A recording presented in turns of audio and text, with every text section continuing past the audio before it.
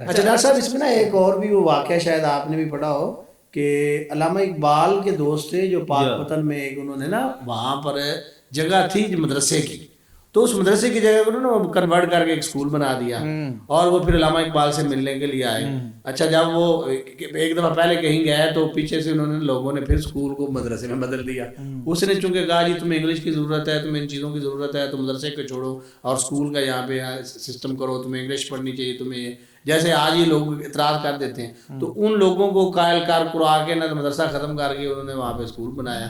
وہ کسی جگہ پہ گئے تو پیچھے سے نا لوگوں نے مل کے نا وہ اسکول ختم کر کے پھر مدرسہ بنا دیا. اب وہ شکوہ کرنے کے لیے نا پھر علامہ اقبال کے پاس یہاں خط لکھا کہ مجھے شکوہ ہے ان لوگوں سے، میں انہیں چاند پہ لے جانا چاہتا ہوں اور یہ زمین پہ رہنا چاہتے ہیں، یہ مدرسہ بنا کے بیٹھے ہیں، میں ان کو اسکول بنا کے دینا چاہتا ہوں. تو علامہ اقبال نے پھر جواب دیا کہ ان کو ان کے حال پہ چھوڑو.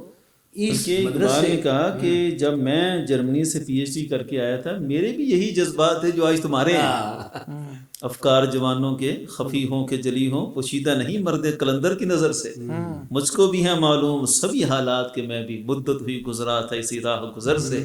کہا کہ میرے بھی یہی جذبات تھے، لیکن بالآخر میں نے نتیجہ نکالا کہ اگر ہندوستان کی سرزمین پر جس طرح ہسپانیہ میں اسلام کی نشانی صرف مسجد قرطبہ اور قصر حمراء ہے، ہندوستان میں اگر اسلام کی نشانی صرف لال قلعہ اور بادشاہی مسجد رکھنا چاہتے ہو تو ان مدرسوں کو ختم کر دو. اور اگر ہندوستان میں اسلام کی نشانیوں کے ساتھ ساتھ مسلمان بھی باقی رکھنا چاہتے ہو تو یہ مدرسے ہی ہیں جو اسلام کے ساتھ رشتہ قائم رکھیں گے. اس نے کہا یہ مدرسوں کی زیادہ ضرورت ہے.